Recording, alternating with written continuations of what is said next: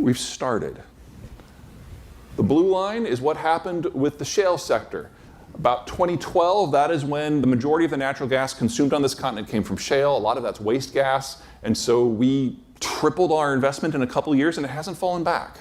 The refining sector, the chemicals sector, all expanding very quickly. It's actually the biggest build we've seen ever in the history of the country, faster than World War II. The gray bar is kind of the everything else category, and it's sliding up. You'll notice that in the last couple of years, it's picked up quite a bit. This is where we're all noticing it, though. This is electronics and computing. Now, a lot of people are like, isn't this all the IRA and the CHIPS Act? And that's some of it. This spot right here, that's where the CHIPS Act and the IRA were passed. So all of this happened before. The industrial base is expanding significantly. But we need that kind of jack up for absolutely everything. There will be winners and losers. There's no way around that. On the high end, if you want a semiconductor fab facility, you need a lot of people in their 20s and 30s who are really clever. And the greatest concentration of those people in the country is the Colorado Front Range and the Arizona Sun Corridor. I know everybody thinks about Arizona and they think old people. They do have a lot of old people in Arizona. However, they're all white. Arizona actually has a very healthy demography. It doesn't have a labor shortage. It has a bilingual training problem. Different problem. And so you're seeing these areas pick up most of the investment for that because they've got a lot of green space. It's not taking over farms, so the land is cheap. And most of the people who move in are in their 20s and their 30s, and they tend to be very highly educated. That's where the concentration of labor for that sector happens to be, and policy is matching. You want to do automotive, you're looking at either the Great Lake regions or the South. Now, the Great Lake regions is all unionized. And so everything that has to do with internal combustion engines is going there. And we've seen that expand massively.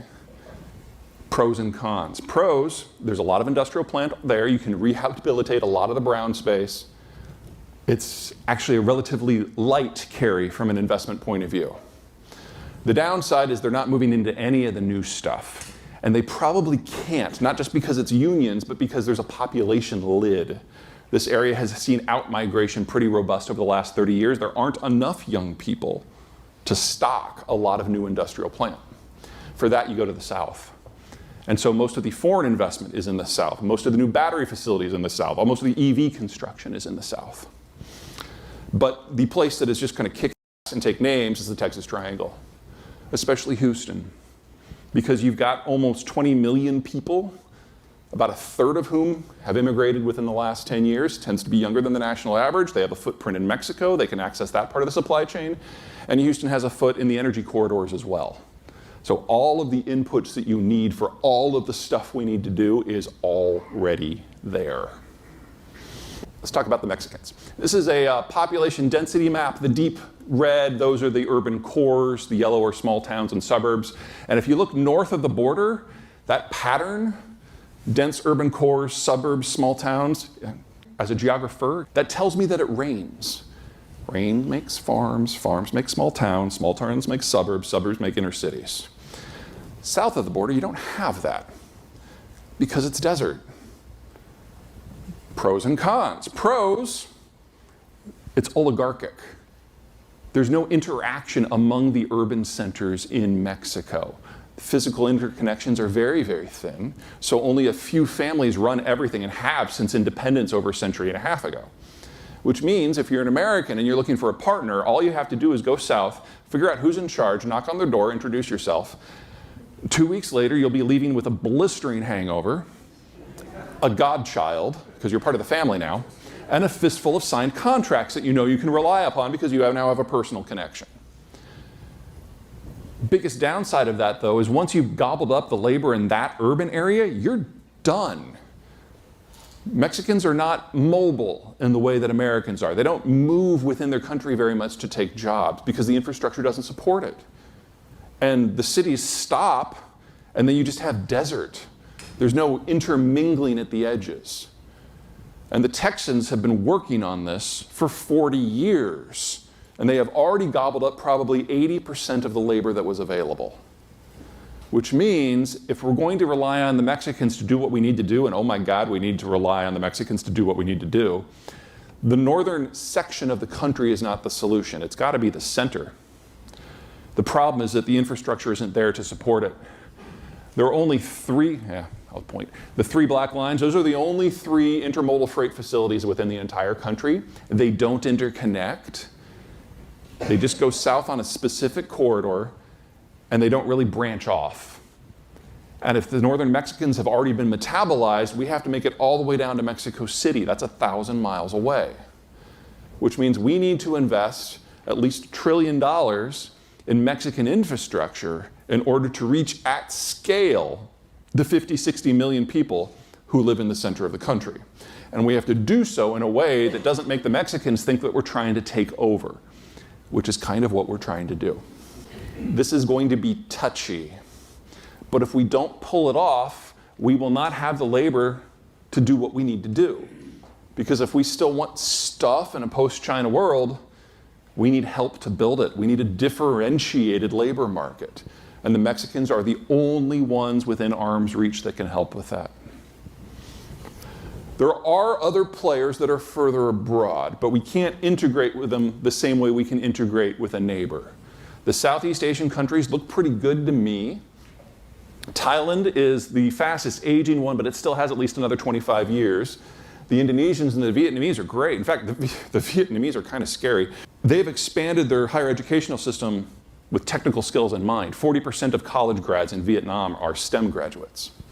They are attempting, and it looks like they're going to pull it off, to leapfrog over China from a technological point of view, and they will probably achieve that within the next 3 or 4 years. There's also a geography situation that is very helpful. On the left, you're looking at a vegetation map, basically, and the green is tropics. And when you think about building infrastructure in tropics, in mountains, on peninsulas, on islands, it's an expensive, ugly business because you really can't get economies of scale. But there's pros and cons to that too. The con is that these countries have never gone to war with one another like they have in, say, Europe or Northeast Asia. There's not a lot of bad blood. And that means that almost everyone started out in tropical agriculture. And if there's one thing that everyone in tropical agriculture can agree on, is it's that no one wants to be in tropical agriculture. In temperate zone agriculture, there's a value chain. You don't have to do it all by hand. You can get a tractor, you can get a combine, you can get a spreader. In the tropics, no. Tropical fruits, harvested by hand, tended to by hand, transported by hand. You can't have a combine harvesting mangoes. It's all unskilled labor. And so whenever people in tropical ag have a chance, they move out and they go to the cities, and that means population density. Their cities are wildly overpopulated for the skill set of the labor. And that means this is the most competitive part of the world for value-added manufacturing. This is where we're going to see a big footprint expand. Already has, and you're talking about 1 billion people. There are already more people in coastal Southeast Asia than there are in coastal China. They're probably the biggest winners in the world after Mexico. But it will look different. Population density again. You'll notice that there aren't threads. When you look at a more normal population structure in an industrialized or industrializing country, you get your urban hub, and then you've got threads of highways that are densely settled going out to the next population center.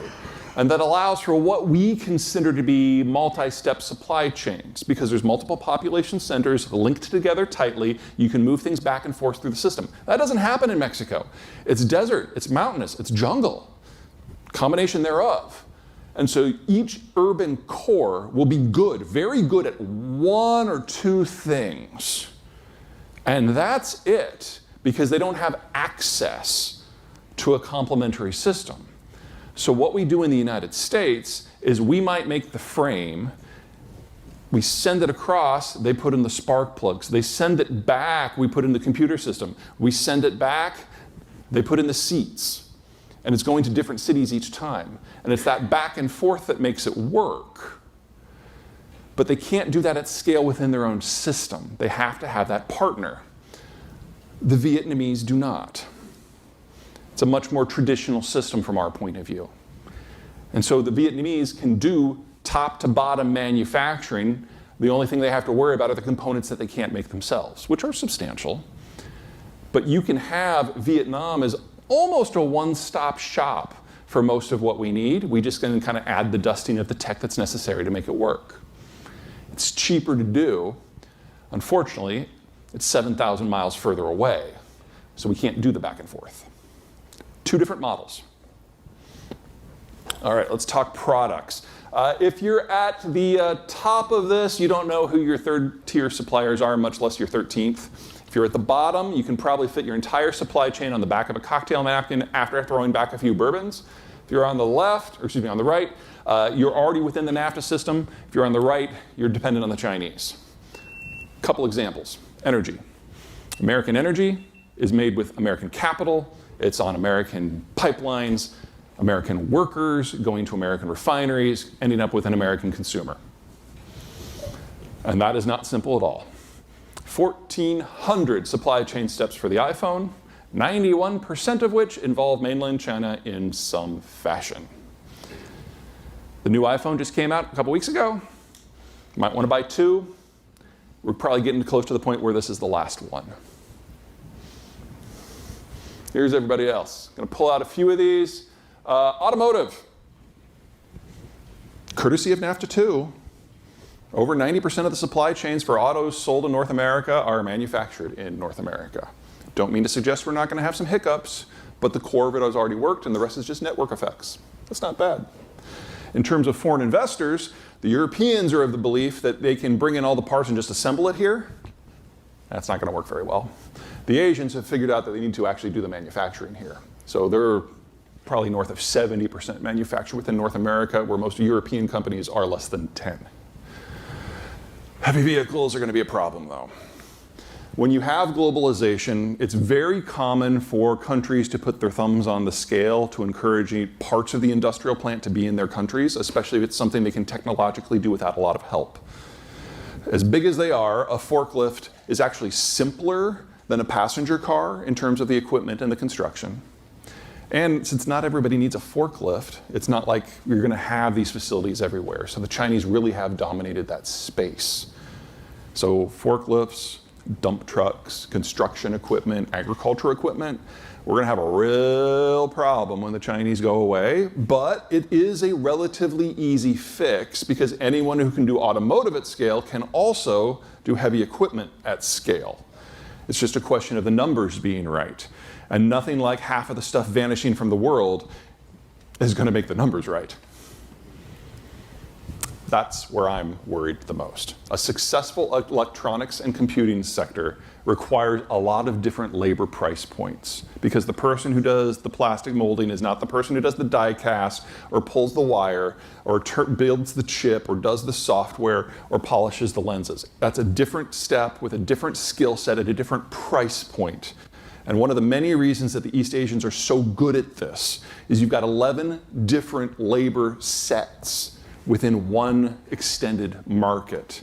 And they can all specialize at what they do best. We don't have that in North America. We have 2 price points. Us, Mexico, that's it. And so we have to change how this is all done. The textiles example gives me hope that we can, but I have no idea in hell how, because we haven't had to figure it out yet. But we're going to have to, real soon. And we probably are going to have to do it without northern Mexico, because that's already spoken for. All right, here's where things get a little messy. Not all semiconductors are made equal. We all hear about the CHIPS Act and what the Biden administration wants to do. That's for a very, very specific kind of chip. 10 nanometer and smaller, the most advanced one in the world. Now, today, 92% of those come from Taiwan, 8% from South Korea. If every facility that is under construction in the United States because of the CHIPS Act ultimately comes to fruition, we will be making less than 5% of the global total. It's a start. It's not huge. The Koreans and the Taiwanese have been working on this for a long time. Here's the problem. The Taiwanese manufacture most of them. They fabricate most of them. But most of the technology that allows them to do so is not Taiwanese. They just have the end production. There's a coalition of over 9,000 companies worldwide. half of which only produce one product for one customer that ends up in a Taiwanese facility. You pull any of those out of the constellation, the whole thing stops until you repair the constellation. We're going to have to rebuild an entire environment in order to continue putting these chips together. That's going to take a decade. All it takes is one country falling out. I'm personally most concerned about the Germans on this one. Now, on the other extreme, you've got the dumb chips, the 90 nanometer and bigger. This is your Internet of Things, your smart blender, the shower brush that sings to you, your smart lights.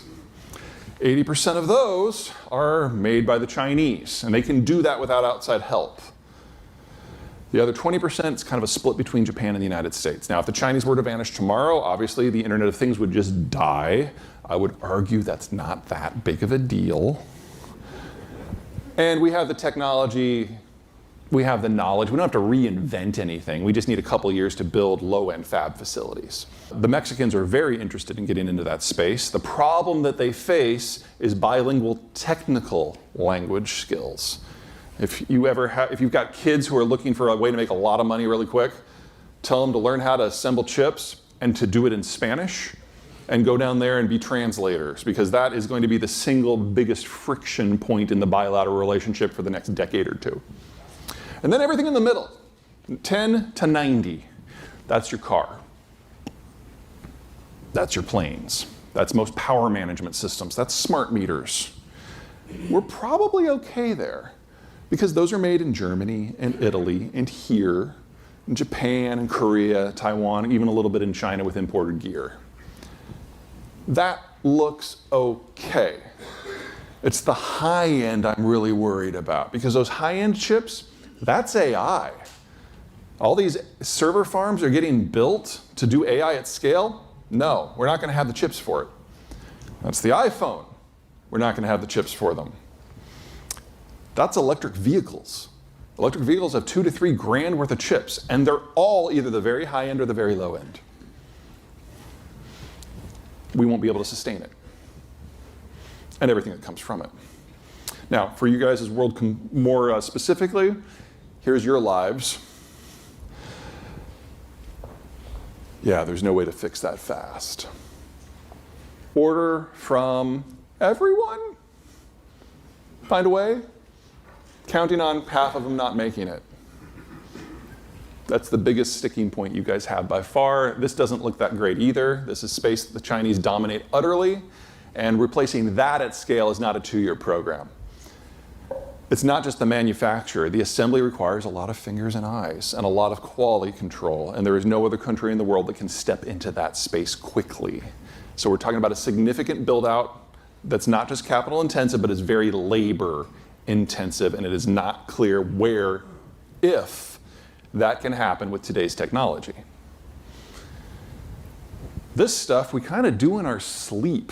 Okay, the stuff in the middle, this is the stuff we do in our sleep. The United States is a weird economy in that we're very, very high end and very, very low end at the same time. We have a lot of elbow room, we have a lot of forest, we have a lot of wood, and courtesy of the shale industry, we have a lot of things that are energy intensive, that we're the world's most competitive. None of that's in danger. And this is the stuff that the Mexicans are going to be helping us with. The slower China breaks down, the more time we have to build the industrial plant that we need to give you guys the guts of what you need. But that means working with the Mexicans as forward-looking as possible to build the stuff out so we don't start the day that stuff from China just vanishes. Oops. There we go. My biggest concern about China is the information blockade in there has now become so intense that we just can't get information at all. And we might not find out that the government has collapsed until the stuff just stops arriving. We're not going to have a lot of warning. All right, I showed you guys this last year, population density map on this side, economic map on this side. The areas that are populated are also the areas that are economically viable. It's a pure weather thing. Russia has weather. People live where it's less. The Russian strategy is pretty straightforward. Expand out of the weather or the area that's decent until you hit a series of geographic barriers that you can't shove tanks through. And then forward position your military in the access points between them. Ukraine is in the unfortunate position of not controlling those access points, but it's on the way to one in Romania and one in Poland. So whenever the Russians are done with Ukraine, if they can win, they will move on to the next line of countries, 5 of which are in NATO. American, Western foreign policy is very simple. Prevent them from having that opportunity. Now, here we have the Ukrainian demographic structure. After independence in 1992, over a third of the population either left or died. Some of the lowest birth rates we've ever seen. Another third of the population since the war has fled as refugees, mostly women and children. So this is pre-war data.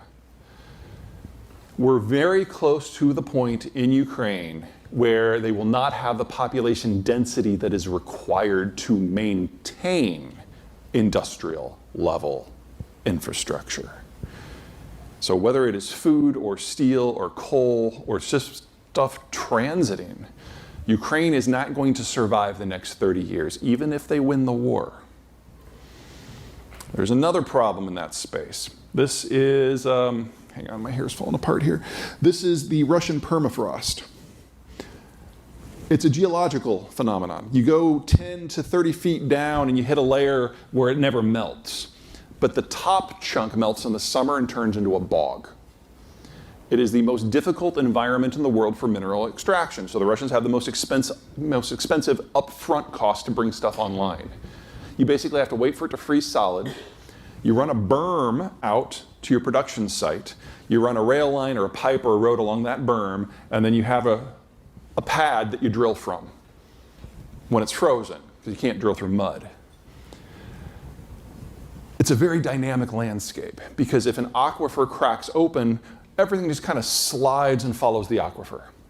Or maybe it drains down, in which case you just get a sinkhole pit that opens. Or maybe there's no aquifer and you just get a warm summer.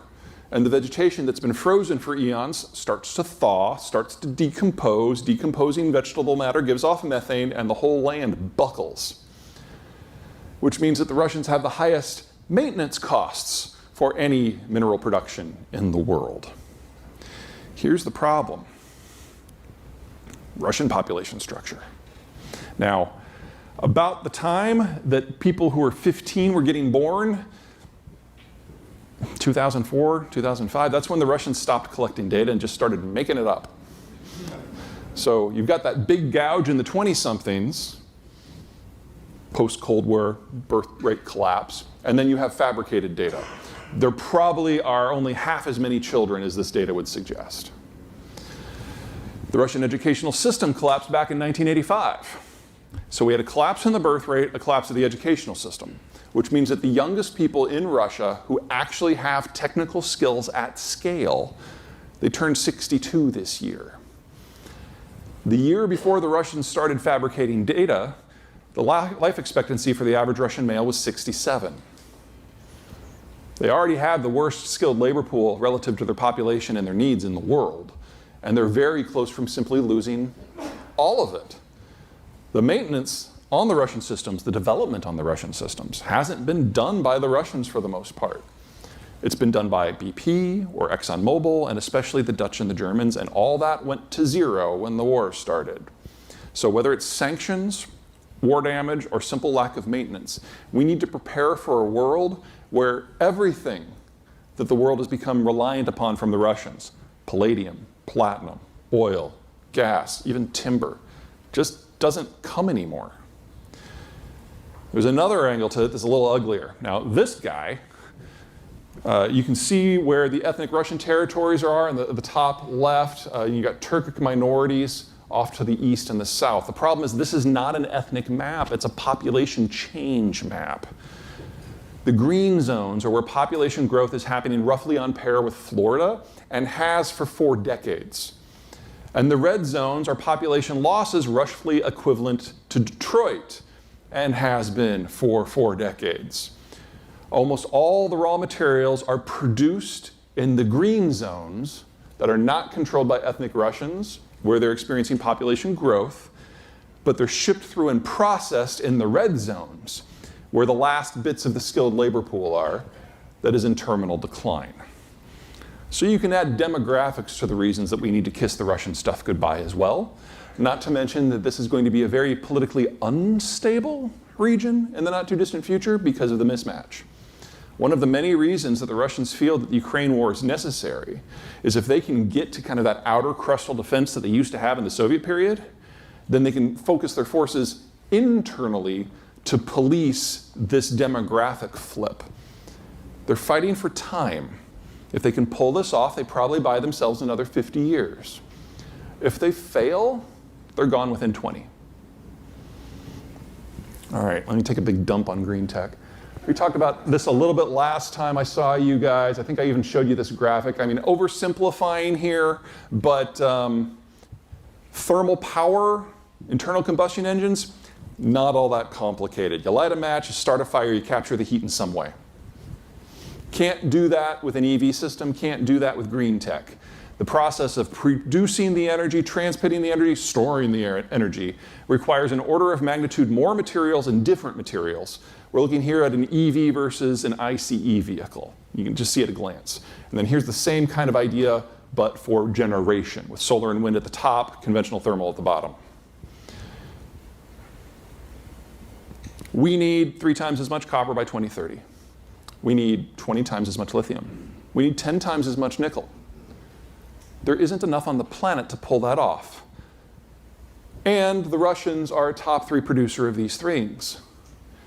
So it can't happen. It's not physically possible with today's technology for the world. There is one way it might be possible for us. This is where all the stuff comes from that is not what we would consider to be part of our friends and family network. If we use our military, which is done with the war on terror, which is recruited and rested and rearmed, and we go and conquer all of these places, and we run a Belgian imperial-style extraction empire and bring all of it home, then we can do the green transition, but no one else. Now, this is not a recommendation.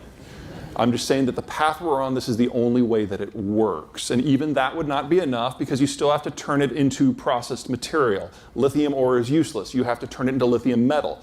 The red bars are the stuff where that processing happens in either China or Russia. And even that's not enough. You have to talk about finance.